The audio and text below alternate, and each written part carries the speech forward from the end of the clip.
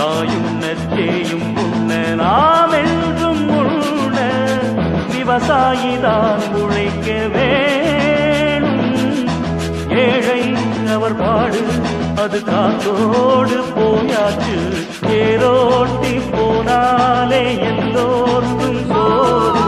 போர் கேட்டு போவாரே அவர் பாடும் பாட்டு.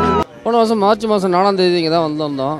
வந்து மோடி ஐயா வீட்டுக்கிட்ட முன்னாடி அவர்கிட்ட நியாயம் எடுத்துக்காக போனோம், மனு கொடுக்கறதுக்காக போனோம். பார்த்துட்டு தான் போவோம் அப்படின்னோம். இல்லை பார்த்து போனோம் எந்திரிக்கன்னு சொல்லி எல்லாம் அடிச்சு விட்டாங்க. போலீஸ்காரெல்லாம் அடித்து தூக்கி எரிஞ்சு நாய் எறிகிற மாதிரி எல்லாம் தூக்கி எல்லாம் எரிஞ்சதில் கால் உடஞ்சி போச்சுங்க. பூட்ஸ் காலில் மிதித்து கால் உடஞ்சி போச்சுங்கய்யா. எங்கள் வீட்லேயே எங்கள் மனைவி அந்த மாதிரி வந்து பேசி ஏலம் வரேன்னு சொல்லி நோட்டீஸ் வந்தோன்னே அவங்க ஹார்ட் அட்டாக் மாதிரி வந்து ஆஸ்பத்திரியில் கொண்டு போய் திருச்சியில் 2 நாள் ஒரு நாள் வச்சுருந்தோம். 2வது நாள் அங்கேயே ஆஸ்பத்திரியிலே நைட்டு 1 மணிக்கு தவறி போயிட்டாங்க. எங்கள் சம்பந்திங்கிறவர் தூக்கு போட்டு இறங்கி போயிட்டார். எங்கள் மனைவி ஹார்ட் அட்டாக்கில் இறந்து போயிட்டாங்க.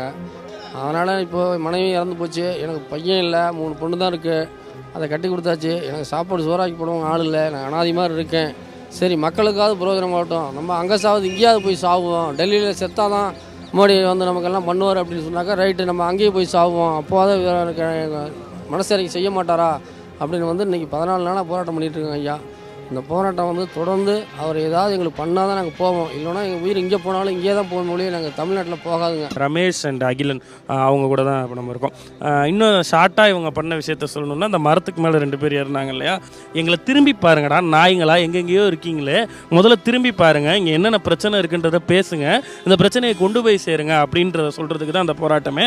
நீங்கள் இப்போ ஏறினதுக்கு ஒரே காரணம், இதை கண்டிப்பாக நிறைய பேர் பார்க்கணும், நிறைய பேருக்கு இது போய் சேரணுன்றதை மட்டும்தானே இருக்கும். அது மட்டும் இல்லைண்ணே, நமக்கு கடன் பிரச்சனையும் கொஞ்சம் இருக்குண்ணே. இப்போ கடனை பார்த்திங்கன்னா 6 லட்ச ரூபா நோட்டீஸ் கூட அனுப்பிச்சிட்டாங்க நமக்கு.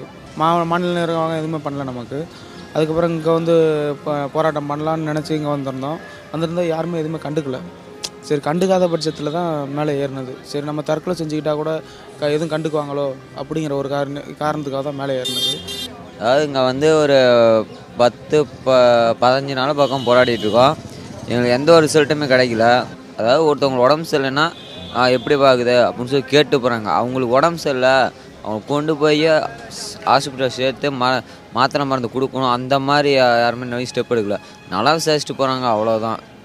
நல்லா விசாரிச்சுட்டு போயிட்டு இன்னும் தீவிரமடையாமல், போராட்டம் தீவிரமாக்காமல், ஒரு தீ வந்து இதுக்கு அதிகமாகாமல் அப்படியே தண்ணி ஊற்றி அணைச்சிக்கிட்டு இருக்காங்க, அவ்வளோதாங்க இப்போதைக்கு. காவேரி மேலாண்மை வாரியம் அமைச்சிட்டாங்கன்னு நதிநீர் இணைப்பும் பண்ணிட்டாங்கன்னா நாங்கள் அந்த கடை வாங்க போகிறதுமே இல்லை எதுவுமே. ஏன்னா எங்களுக்கு விவசாய தண்ணி இருக்குது, எல்லாமே விவசாயம் பண்ணி எடுத்துக்குவோம். அது இணைக்க மட்டும் எங்களுக்கு அந்த கடனை தள்ளுபடி பண்ணிடணும். இது பண்ணாவே போதும் நமக்கு. அதாவது சாஃப்ட்வேரு டெக்னாலஜி இதெல்லாம் இம்ப்ரூவ்மெண்ட் ஆகுதோ அதே லெவலுக்கு விவசாயமும் இம்ப்ரூவ்மெண்ட் ஆகணும்.